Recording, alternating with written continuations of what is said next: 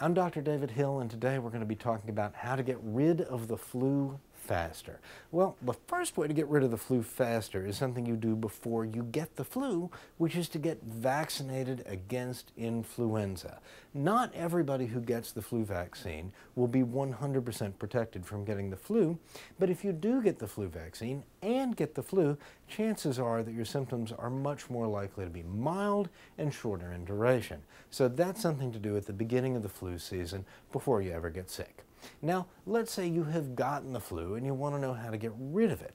Well, the first thing to do is to try and catch it in the first 48 hours of illness. There are anti-influenzal medicines that we use in some seasons.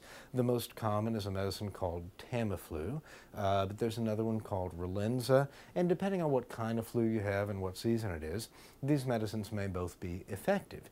That said, if you've had flu longer than 48 hours, they're probably not going to do you any good at all.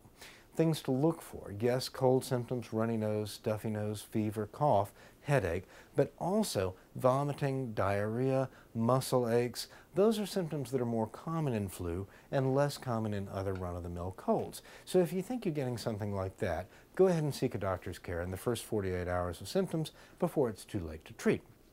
Now, what happens if you couldn't treat, or it's too late? How can you get better faster? There are very few interventions that have been shown to shorten the duration of a viral illness like influenza, but the simplest one and most effective is good sleep.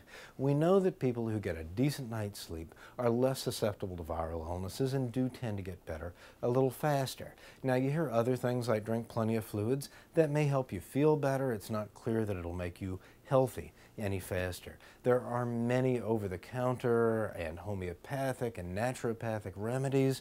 Many of them claim to help with the flu, but when you go looking at the scientific literature to prove that they can do what they say they can do, unfortunately there's just not a lot out there that shows these claims are really valid. So I can't really recommend any of them because we got to go with the science here.